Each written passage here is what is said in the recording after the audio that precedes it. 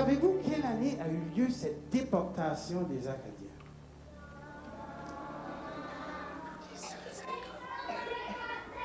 Dans l'année 1755. C'est bien ça. Dans cette année-là, 1755, on a pris 10 000 Acadiens et Acadiennes, on les a placés sur des bateaux et chassés de leur pays.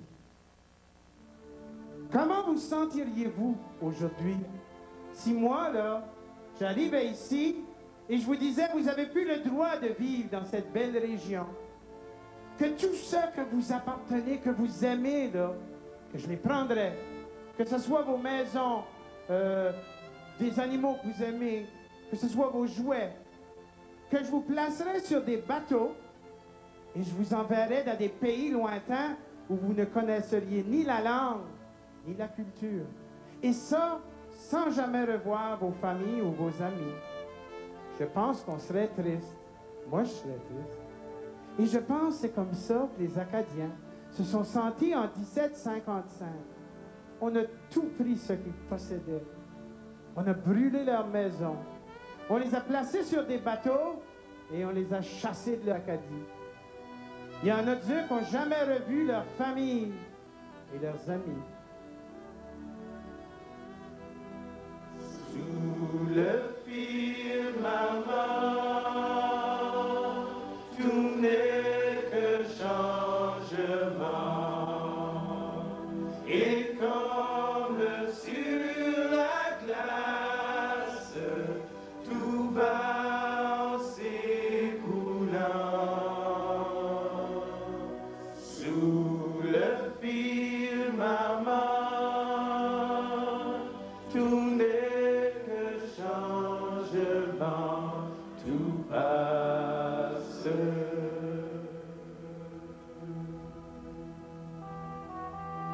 En 1755, les Jésuites sont expulsés du Paraguay. Et en Amérique, le général Braddock perd près de 1000 hommes dans une embuscade tendue par les Français, qui en perdent 23. Naissance en Autriche de Marie-Antoinette, dernière reine de France. Quentin Latour peint le portrait de Madame de Pompadour, maîtresse du roi Louis XV, dit le bien-aimé. À Philadelphie, Benjamin Franklin publie ses observations sur la natalité. Et à Londres, Samuel Johnson fait paraître un dictionnaire de la langue anglaise. Fondation de l'Université de Moscou. À Lisbonne, au Portugal, un tremblement de terre fait 30 000 victimes. En 1755, il y avait 1 million de population qui habitaient les littorales de la Nouvelle-Angleterre et la Nouvelle-Écosse qui avait été conquise en 1713. Mais enfin, il y avait seulement Port-Royal qui avait été conquis. C'était des très bonnes terres à cultiver. Il y avait 100 000 arpents de terre défrichés, des vergers, des très beaux ports de mer, la baie fondée. Et les Anglais étaient plus prêts pour faire le commerce avec l'Angleterre et l'Europe, avec les Antilles en plus. Quelle est cette Acadie que la France a cédée au traité d'Utrecht de 1713? À l'époque, on avait nommé une commission, au tout début du 18e siècle, pour délimiter les frontières de cette Acadie. Et encore en 55, on dresse des cartes, on refuse les cartes, bon, et un certain leadership acadien est au courant de ces discussions.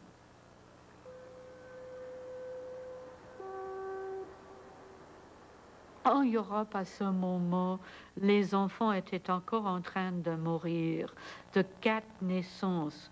Un enfant est mort avant l'âge d'1 an, la deuxième avant l'âge de 20 ans, le troisième avant l'âge de 45, seulement le quatrième avait une vie à peu près normale.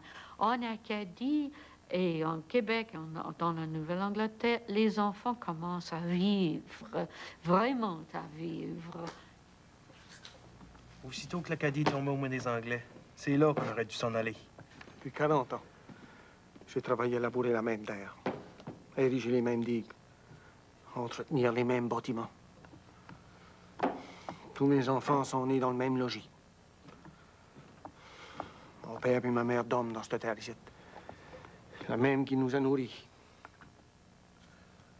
On peut encore passer à l'île Royale, en Nouvelle-France et même plus au nord. Recommencer. C'est ça. À tous les printemps, la terre recommence. À Verdi, à Ravigotte. La terre, c'est la même partout. Alors recommence partout. Commencer. Sans bétail. Sans voisin. Vous avez vu le nouveau serment d'allégeance? Allégeance complète. Ce qui veut dire qu'ils pourront nous enrôler pour prendre les armes contre les Français du continent. Le roi Louis ne permettra pas que la foi de ses sujets soit bafouée de la sorte. La France va revenir en force. Tu vas voir. Ça fait depuis 30 ans qu'on en parle. Ben, il y a Louisbourg, l'île Royale, même la Nouvelle-France. C'est pour détruire Louisbourg qu'ils sont en train de construire Halifax. C'est de là qu'ils vont armer le bateau. À l'île Royale, on dit que tous les Français d'Acadie devraient se rejoindre sur lieu. Ouais. On dit que si les Français d'Acadie sont restés sur le terre, c'est parce qu'ils sont fainéants, attachés à l'argent, qui plient les chines devant les Anglais. On dit aussi qu'ils finiront par se laisser enjôler puis qu'ils abjureront leur faux. C'est notre neutralité qui les enrage. Je les entends d'ici, de ces beaux messieurs à perruque blanche, qui font bonne chair et bon vin dans le forteresse, en attendant d'être rapatriés sur le continent, couverts de gloire. Ils voient d'ici. Faut faire confiance au temps, à la providence. Et surtout au bon vouloir des Anglais. Ils attendent.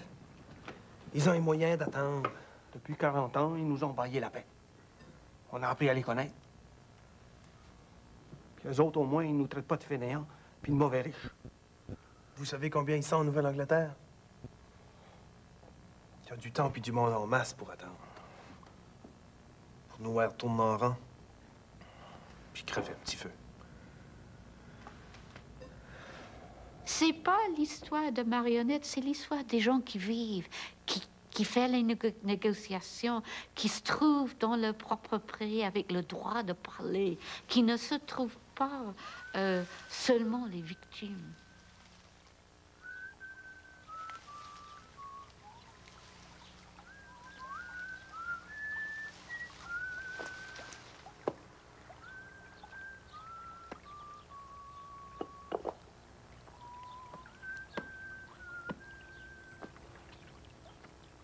On veut à tout prix se débarrasser et de l'Acadie et aussi de Louisbourg, qui représente une très grande menace pour les intérêts commerciaux des Anglais en Nouvelle-Angleterre et aussi pour toute la flotte de pêcheurs qui est, par exemple, à Marblehead, dans tous ces établissements qui sont pas très loin de Boston, finalement, et où on veut que ces pêcheurs, qui représentent un lobby très important à l'Assemblée législative de Boston, ces pêcheurs veulent avoir accès aux eaux, au large. Encore aujourd'hui, c'est le même problème, finalement. Ce qu'on appelle au large du Canada, à l'époque, c'était au large des possessions françaises qu'on retrouvait dans les maritimes. Nous voulons rester neutres.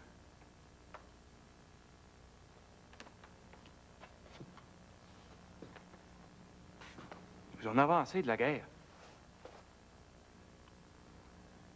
Nous voulons cultiver nos terres. Nous voulons rester neutres, mon père. Neutre. Tu crois que c'est encore possible, François Godette, de rester neutre en 1743? Vous vivez depuis plus de 30 ans avec un loup dans la bergerie et vous parlez de neutralité. Va. Va dire ça au gouverneur anglais d'Annapolis Royal. Va lui dire que tu es un agneau neutre, un agneau sans tache. Le clergé ne dominait pas les gens.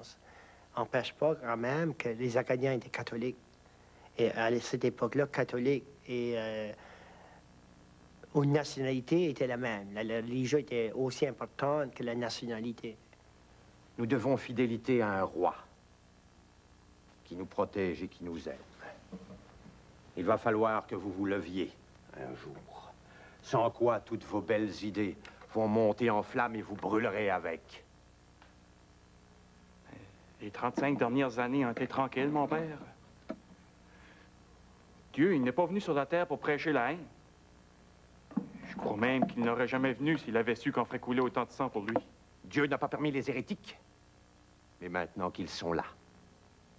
Ils nous permettent la pratique de notre religion. Pour eux autres, nous sommes des papistes. Et ils n'auraient aucun scrupule à nous exterminer jusqu'au dernier. C'est un drôle de contrat. Mais plutôt que de faire ma croix au bas,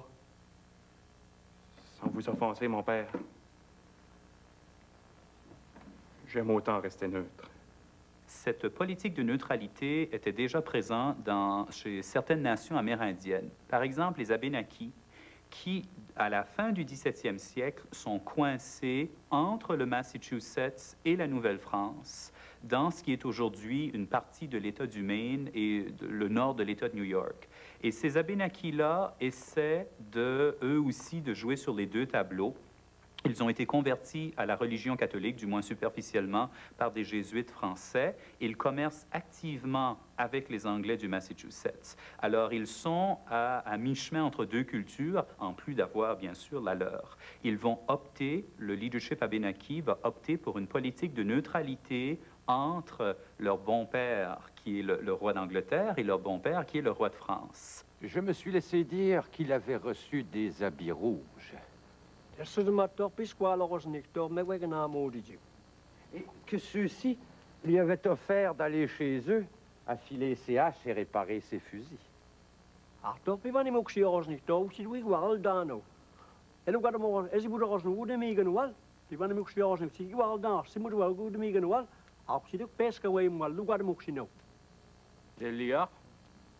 Et que leur a-t-il dit? C'est-il ce que leurs prêcheurs disent de lui et des siens? Que ce sont des paresseux, des menteurs, et qu'ils manquent de discipline avec leurs enfants.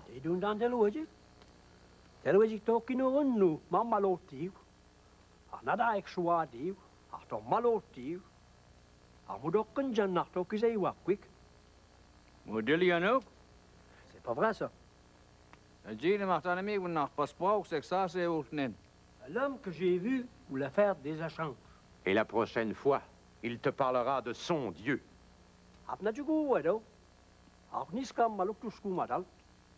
L'éveil de la déportation dans toute la Nouvelle-Écosse, vous avez que 5 prêtres. 5. Vous avez 3 à Annapolis Royal. Vous avez le Loutre avec les Indiens et vous avez un autre. Ça veut dire, pour une population semée de beaux séjours juste à Halifax, il y a très peu de prêtres. Je t'ai déjà dit que le seul et unique vrai Dieu était celui des Français. Le même que celui de tes frères, les gouverneurs de Québec et d'Acadie. Que celui de notre bon roi Louis le bien-aimé.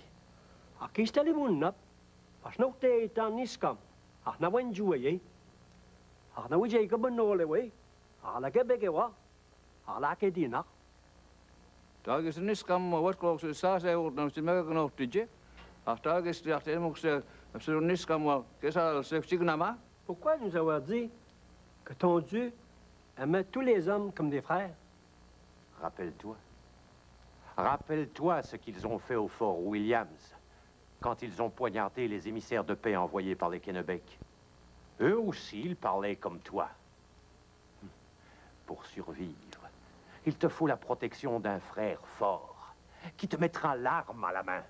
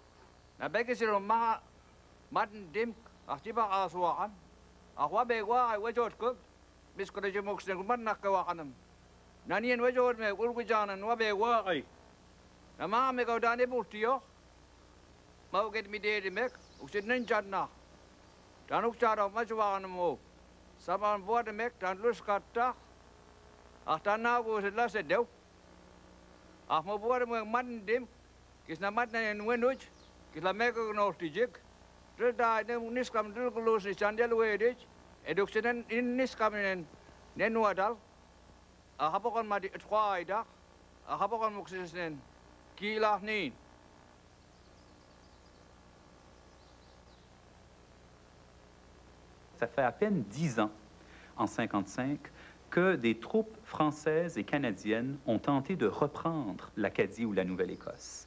Et on a eu, à cette époque, à la fin des années 1740, une collaboration du leadership acadien du côté de ces expéditions franco-canadiennes.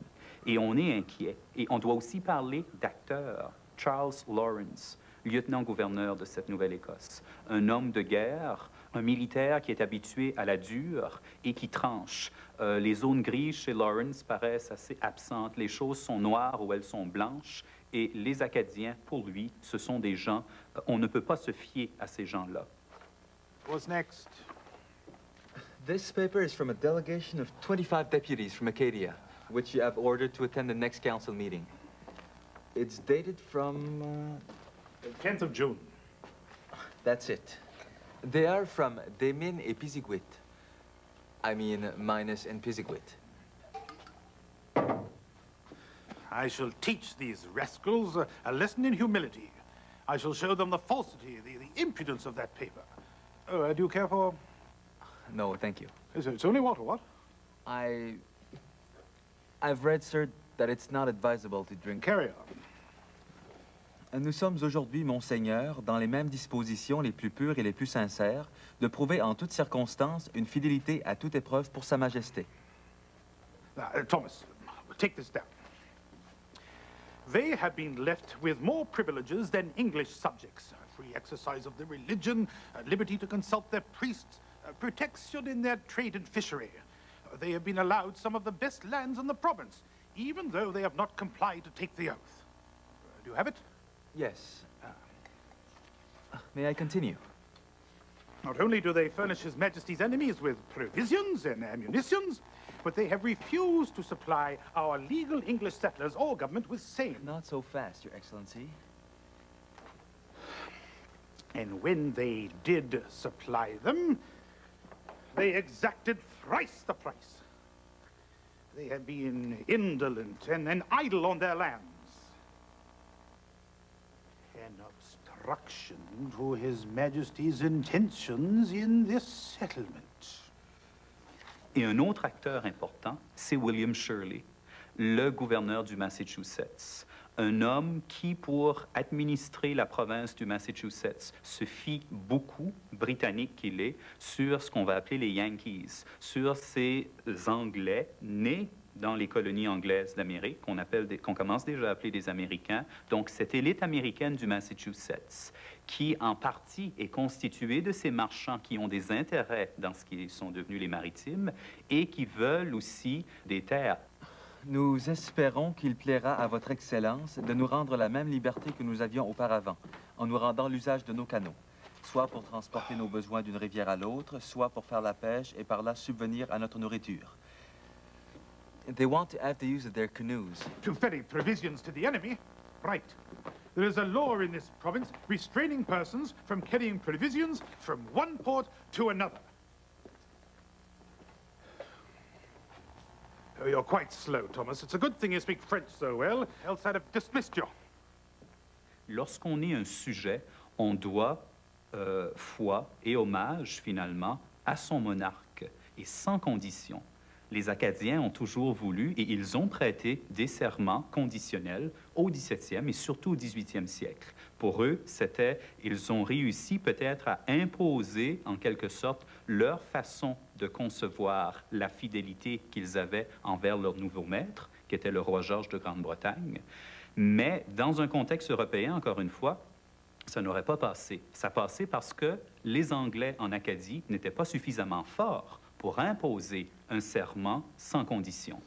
De plus, nos fusils que nous regardons comme nos meubles nous ont été enlevés, malgré qu'ils nous sont d'une extrême nécessité, soit pour défendre nos bestiaux qui sont attaqués par les bêtes sauvages, soit pour la conservation de nos enfants et de nous-mêmes. They'd like to have their guns back, to protect themselves. They have no right to keep guns. By the laws of England, Roman Catholics are restrained from having arms. Oh, what have these wild beasts of a sudden increased on the forest? It's a blatant lie. What else? Nous supplions Votre Excellence de vouloir nous communiquer son bon plaisir avant de nous confisquer et de nous mettre en faute. What's this book here? It's Éléments de la philosophie de Newton by Voltaire. In this book, Voltaire says that human spirits strive for perfect rational knowledge. Voltaire wants to do for reason what Newton has done for the world of nature. How amusing, Thomas. Most important. Take note. I shall suggest council members demand these scoundrels take the oath right here, in front of us. They've been refusing to do so for 6 years, Your Excellency. Precisely. There will be an end to this delay.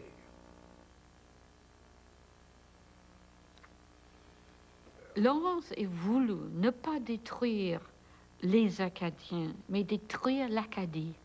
Elle était très sûre. On a des lettres de Lawrence qui disaient les Acadiens, comme gens, comme individuels, seraient des bons Anglais, des bons colonies britanniques. On va les semer partout dans les colonies au nord d'Amérique, entre Massachusetts et Georgia, et ils vont devenir des bons protestants, des bons Anglais. Mais ils voulaient détruire l'Acadie.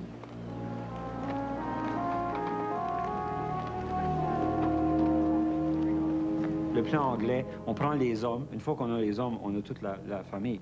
Parce qu'on a juste besoin de menacer la femme et les enfants. On déporte ton homme sans vous autres, là, puis ils ne pourront pas résister. Puis puisque Lawrence savait que les Acadiens du Chignecto, c'était les pires, c'était eux qu'on devait déporter le plus loin.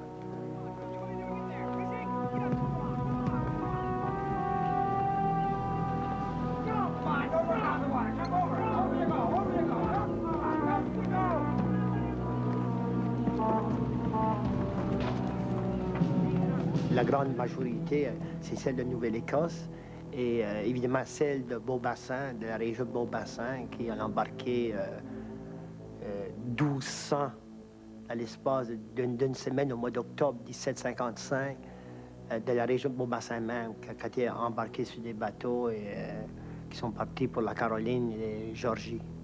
Mais le gros de la population, c'était celle de Grand-Pré, de Port-Royal, et de l'île Saint-Jean plus tard, qui a été déporté. Beaucoup des Acadiens de la Nouvelle-Acadie, le Nouveau-Brunswick actuel, n'ont jamais été déportés. Et eux se sont réfugiés dans les bois ou se sont réfugiés au nord de la province, disons le nord-est, le Caraquet, ou la région du Madawaska ou Kamouraska au Québec.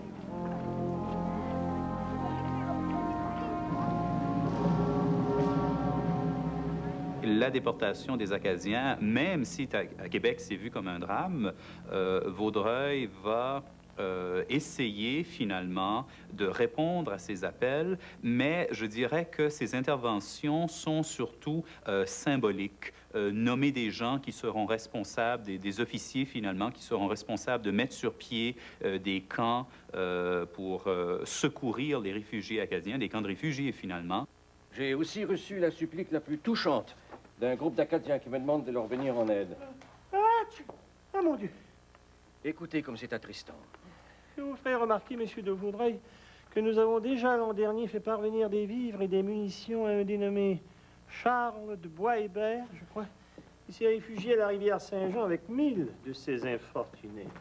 Vous saviez que monsieur de Bois-Hébert est issu de l'une de nos plus remarquables familles canadiennes? Il n'a que 20 ans tout au plus. Et voyez comme son cœur est courageux. Ah, vraiment? Vous m'envoyez ravi. Qu'est-il advenu de ces vivres et munitions?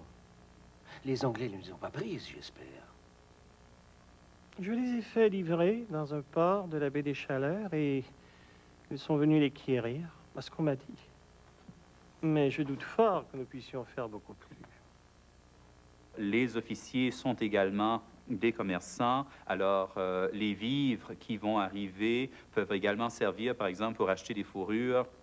Les réfugiés acadiens les voient rarement. On pense surtout à ceux qui se sont réfugiés dans la région de la Miramichi. Tous ces Acadiens dans la région de la Miramichi, à la fin des années 1750, les hivers difficiles qu'ils ont vécus, justement parce que les vivres de Québec, s'ils sont arrivés, on n'en a pas vu beaucoup.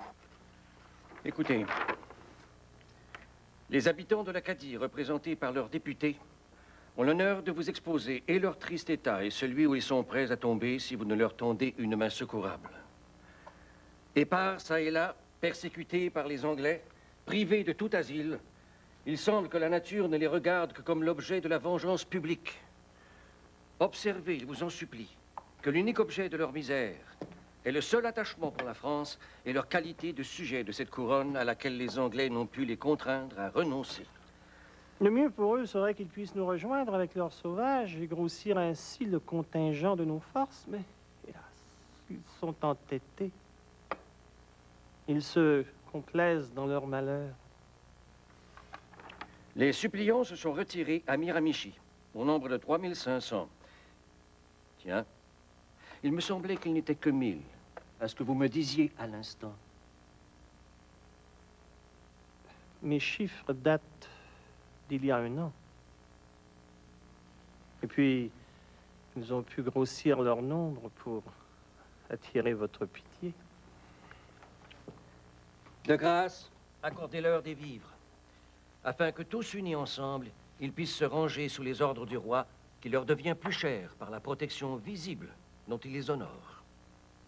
Et en terminant, il ne dépend que de vous de leur remettre les armes à la main. Encore faudrait-il en avoir, des armes.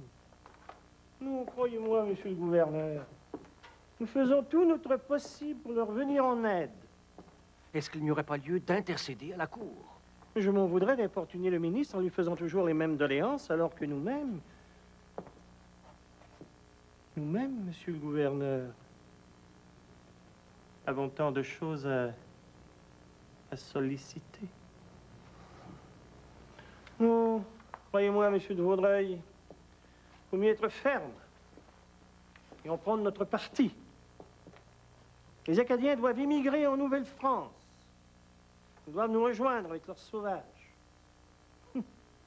Que dirait le marquis de Montcalm s'il apprenait que nous sommes en train d'armer un autre front? Le marquis de Montcalm n'a rien à voir avec des décisions qui n'émanent que de nos entretiens.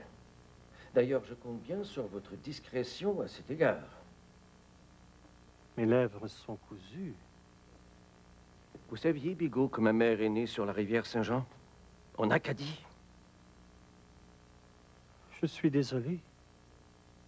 De quoi? De ce qui vous arrive. Ce sera tout, Bigot. Vous pouvez vous retirer.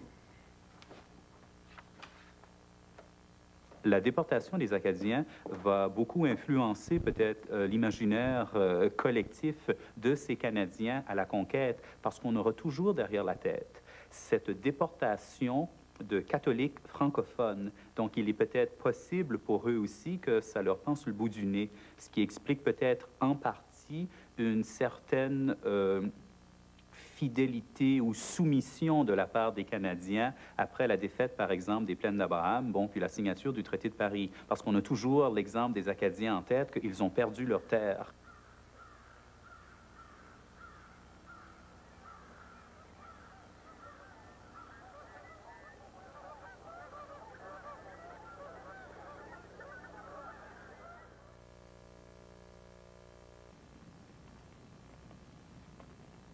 Burnt, taken, and destroyed.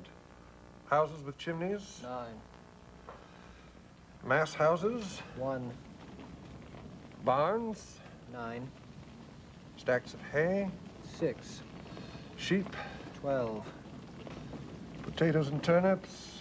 50 bushels. Canoes? 6. I was extremely surprised to find a village in such a remote part of the wood. I found a priest and 9 families.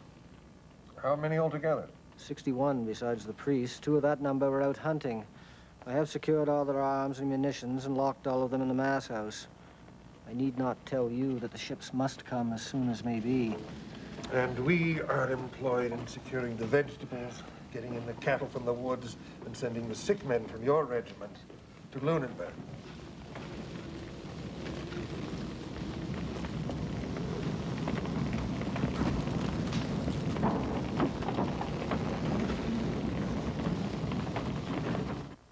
Pourquoi qu'on nous a donné une vision qu'on était des passifs, des brebis, des moutons?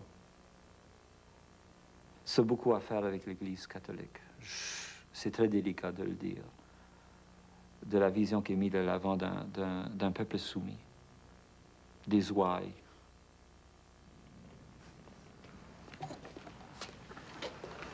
Monsieur des Enclaves. Major Roger Morris, commanded by order of Governor Charles Lawrence and Colonel Robert Monckton.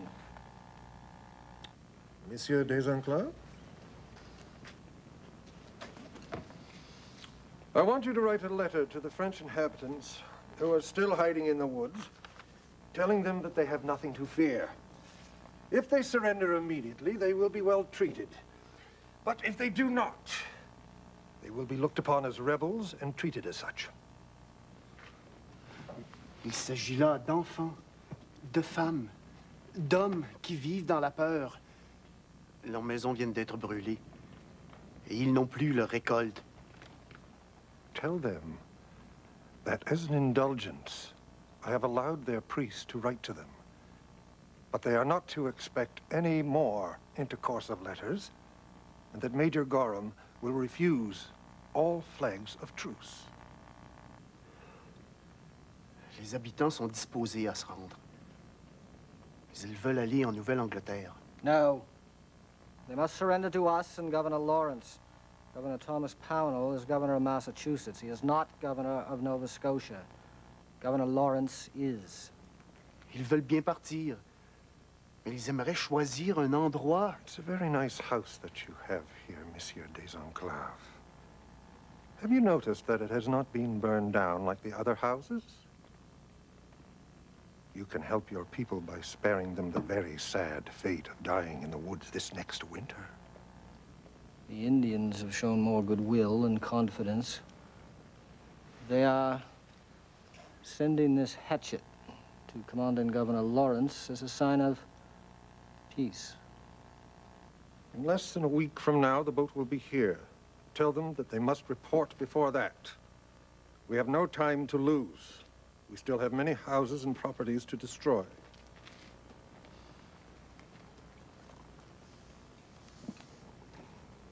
En 58, après la chute de Louisbourg et l'île Saint-Jean, les missionnaires demandent aux Acadiens de se soumettre aux conquérants et d'aller se soumettre à l'ancien fort Beauséjour. Et les Acadiens obéissent, mais il y a quelques Acadiens qui se sont réfugiés à Miramichi et à Ristigouche, qui refusent d'obéir au commandement du missionnaire. En 1768, l'évêque de Québec écrit une lettre adressée aux Acadiens de Nouvelle-Écosse, entre le Nouveau-Brunswick et l'île du Prince-Édouard. Il blâme les Acadiens de ce qui était arrivé à l'époque de déportation. Ils avaient été obstinés, têtus, républicains, donc ils méritaient ce qui est arrivé. Ils n'auraient jamais survécu la déportation s'ils ont été simplement des pauvres brebis rassemblés dans petits groupes et envoyés en exil. Non, ils étaient beaucoup plus forts que ça. Pendant une énorme tempête, il y avait en 1759, les Acadiens sont cachés dans la soirée. Les Anglais du fort s'emmenaient avec une quinzaine de soldats à aller chercher du bois pour chauffer le fort Beauséjour, qui était le fort Cumberland. Donc, les Acadiens ont construit un peu un guet-apens avec les bancs de neige qui allaient jusqu'à un ruisseau et un pont. Les Anglais ont arrivé avec le chariot, mais les Acadiens les attendaient là. On pense qu'il y était 7 à 8 Acadiens. Puis ils ont réussi à fusiller les 10 à 15 soldats anglais. Vraiment un coup professionnel là, de guerrilleros. Ils sont sauvés. Le lendemain matin, le fort n'avait pas eu de nouvelles encore qui c'était arrivé aux soldats. Ils sont arrivés là. Et ceux qui ont vu, les Acadiens avaient déshabillé les soldats anglais, puis ils avaient planté debout dans la neige, flambant nus. Ils étaient tous gelés comme des morceaux de bois. Ils avaient dessiné sur eux des symboles Micmac sur la peau, brûlés dans la peau avec un couteau. L'armée qu'ils ont trouvé le lendemain, ils ont seulement cordé sur une genre de traîneau, puis les ont emmenés au fort. Mais les Anglais n'ont jamais découvert qu'est-ce qui avait fait le coup. Pendant le Grand Dérangement, il y a une famille de Port-Royal, la famille Maisonnat, qui est assez particulière. La mère est acadienne et les filles, les Maisonnat, ont épousé les officiers d'Annapolis Royal, c'est-à-dire ces militaires britanniques qui sont finalement l'élite de la Nouvelle-Écosse, ont des Acadiennes comme épouses. Des Acadiennes, donc, qui servent un peu de pont entre la communauté acadienne d'Annapolis Royal, de Port-Royal, et cette élite militaire qui est en quelque sorte prisonnière dans cette capitale anglaise, si vous voulez, mais où l'entourage est complètement acadien. Vous saviez, vous, que M. de Bois-Hébert avait quitté son poste sur la Miramichi pour s'en retourner à Québec? Oui, Edward m'en a touché un mot. Et comment se porte notre cher Edward? La guerre n'est pas de tout repos. C'est un peu fatigué ces derniers temps. Le gouverneur, M. Lawrence... Celui-là. Je ne me ferai pas de peine quand il sera rappelé sur le continent. Mère, on pourrait vous entendre. Eh bien qu'on m'entende. Il est clair pour tous qu'il n'entretient qu'un cœur amer à notre endroit. Il n'est pas le seul. Croyez-moi. C'est pas assez d'avoir dévasté cette terre et chassé les habitants. Il paraît que maintenant, il les poursuit comme du gibier de potence. Vous oubliez que je suis mariée à un officier anglais. Nous devons garder une certaine neutralité vis-à-vis des agissements de ceux qui, dorénavant, sont les seuls maîtres du pays. Ben moi aussi, j'ai été mariée à un officier anglais, figurez-vous. Et si vous voilà mariée à des officiers anglais, vous et vos deux sœurs, c'est bien à cause de cette demi-appartenance à leur race et à leur langue. Mais il y a cette autre moitié, c'est-à-dire moi, la moitié française. Vaincue dans mes terres, mais rebelle dans ma tête. Ce que vous dites là est de nature à nous nuire.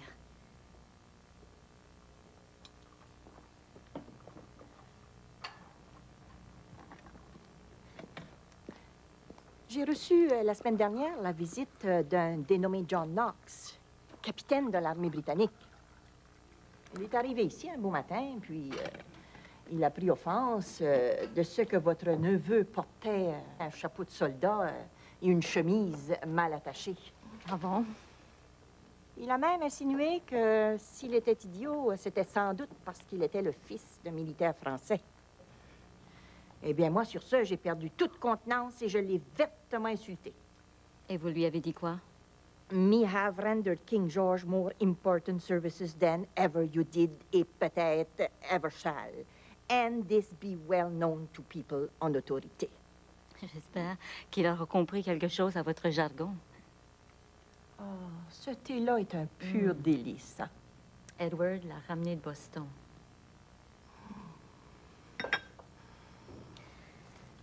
Vous avez toutes les victuailles qu'il vous faut pour passer l'hiver? Oui, mais j'aimerais bien faire relever les clôtures avant que le gel ne vienne durcir le sol. Et je me demandais si mon gendre ne pourrait pas détacher quelques soldats de la garnison d'Annapolis. Edward n'est que membre du conseil. Si une telle chose se savait, il est évident que son avancement militaire serait compromis. Suffit. C'est à vous de manigancer pour que votre mari puisse s'avancer. Je n'ai pas votre force de caractère, ma mère. Les événements et les temps que nous traversons mais sont si pénibles. Les temps et les événements nous ont toujours été pénibles. Il doit bien y avoir une manière de vivre sa vie sans avoir à lutter constamment, sans avoir à faire le guet sur son bien de crainte que quelqu'un ne vienne vous voler durant la nuit. Dorénavant, nous aurons à jouer de la ruse et de la feinte si nous voulons garder notre rang et notre foi. Même si pour cela, nous devons nous approcher de l'ennemi au point de coucher dans son lit. Edward est mon mari, non mon ennemi. Je lui dois amour et fidélité. Ah, je vous le concède. Hein? Mais n'oubliez jamais, ma fille, que c'est moi qui vous ai mis en ce monde. C'est moi qui ai fait en sorte qu'aujourd'hui, votre vie en soit une de douceur et d'aisance. Les Acadiens ont lutté durant à peu près 6 ans, se sont soumis. Ils ont été faits prisonniers de guerre. On les mettait dans les forts qui étaient des camps de concentration. Et quand on les avait là, on les traitait comme esclaves. Les femmes et les parents des prisonniers avaient le droit d'aller visiter les prisonniers. Et sous leur robe, ils avaient amené d'autres robes. Donc, il y a des prisonniers qui se sont habillés en femmes. Et quand que les femmes sortaient du fort, ils ont suivi, hein, habillés en femmes, les hommes. Mais après quelques jours, les soldats anglais sont aperçus que parmi les femmes qui sortaient, il y en avait une qui boitait. Donc, ils ont arrêté cette bonne femme-là. Enfin, c'était un Acadien qui s'avait déguisé en femme. Puis, ils l'ont rendu en prison. Tu prends Alexandre Boussard, qui a été fait prisonnier et déporté, et débarqué à Charleston, avec tout un groupe d'Acadiens qui ont été déportés seuls, une femme et une dizaine d'enfants qui étaient restés en Acadie. Qu'est-ce que tu voulais qu'ils fassent débarquer par Charleston? C'était revenir. Ils ont parti à pied. Le faire comme Pélagis, absurde. Absurde géographiquement. On s'en vient pas de la Caroline du Sud, le long de la côte atlantique. Tu montes le Mississippi, tu montes les voies d'eau. À pied, par canot qu'ils ont trouvé, sont revenus au Canada. Alexandre Broussard, 3 mois après qu'il a été déporté, a rejoint sa femme ici. Puis une fois qu'il était revenu, là, c'était la résistance à mort contre les Anglais.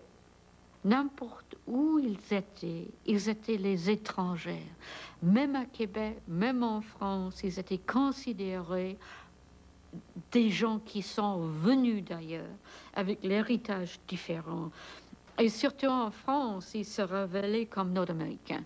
Ils voulaient le bois pour bâtir leur maison et pas de pierre. Ils voulaient du lait et pas du cidre. Ils voulaient la possibilité de mener une vie économique d'une multitude de choses. Un peu de pêche, un peu d'agriculture, un peu de travail avec les mains. Mais ça, pour la société rigide et hiérarchique de France du XVIIIe siècle, n'était pas connu, hein?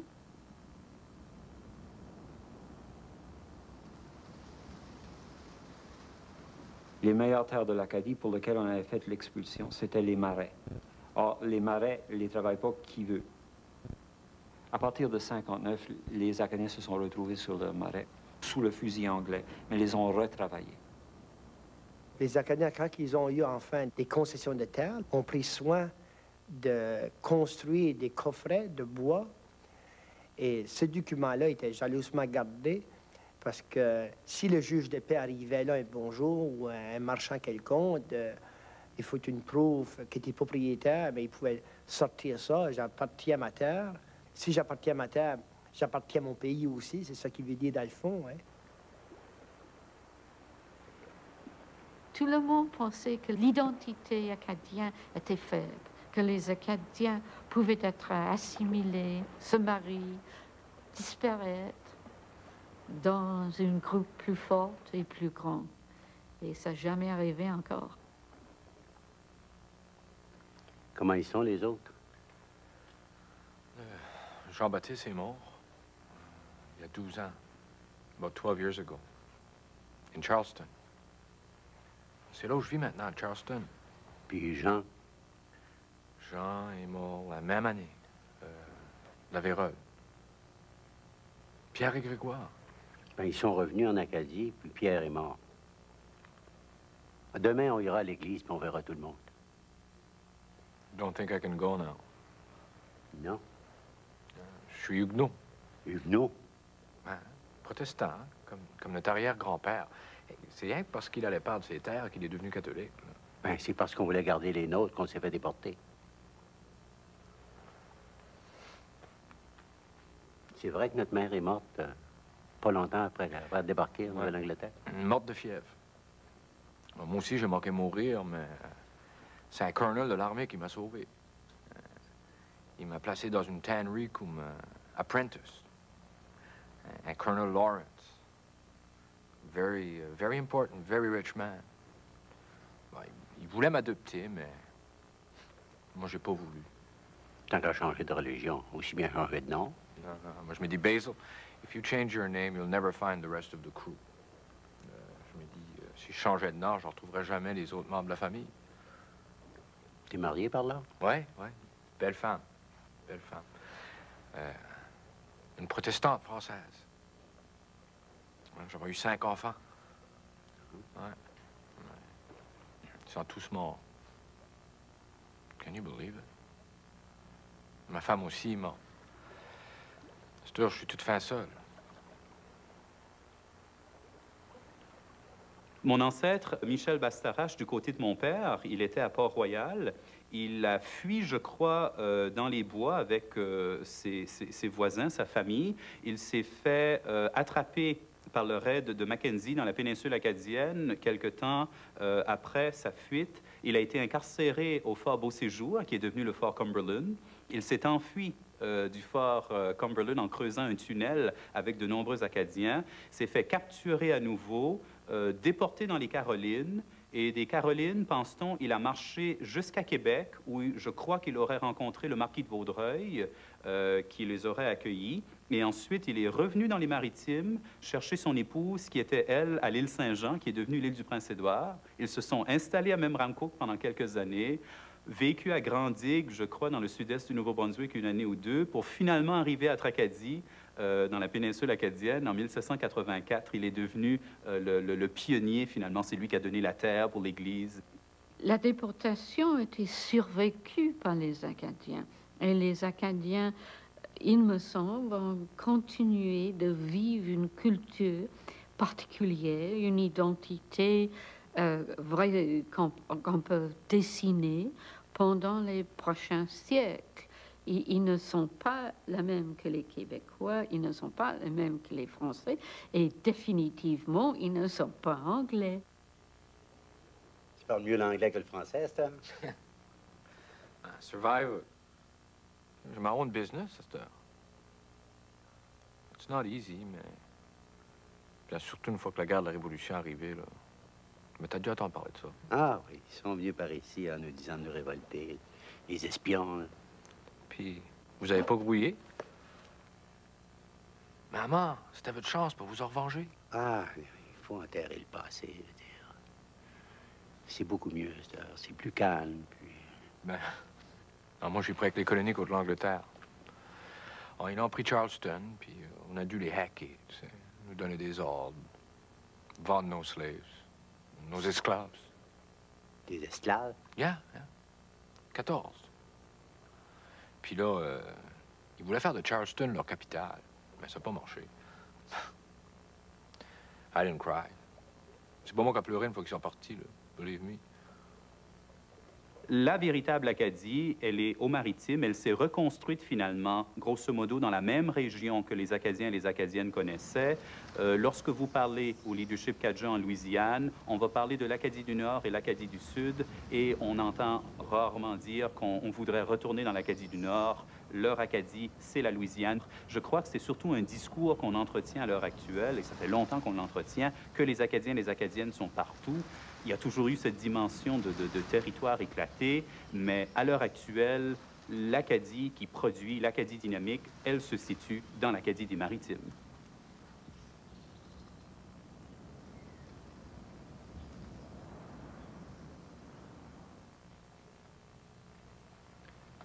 Tu sais, maman, je suis en train de penser. Tu devrais venir avec moi à North Carolina. Lots of money to be made there. Beaucoup d'argent à faire. And it's a free country. A free people. Un peuple libre. Je suis déjà allé aux États-Unis. Ça s'appelait pas comme ça dans le temps, ça s'appelait la Nouvelle-Angleterre. J'ai vu plein de morts autour de moi. La déportation, ça nous aura au moins appris l'importance de la terre. On a payé cher pour l'apprendre. Il y en a qui payent encore. Puis il y en a qui vont encore payer longtemps. Ce n'est pas le fait de la déportation et de perdre, c'est le fait de toujours reconstruire malgré tout, de toujours avoir une certaine confiance dans la vie, de recommencer le projet. Et ce sont des gens qui ont constamment reconstruit, malgré un contexte qui leur était tellement défavorable, pour essayer de léguer à leurs enfants quelque chose, une valeur, une certaine culture familiale, peut-être beaucoup plus à l'époque qu'une culture collective. Sous le fil, maman.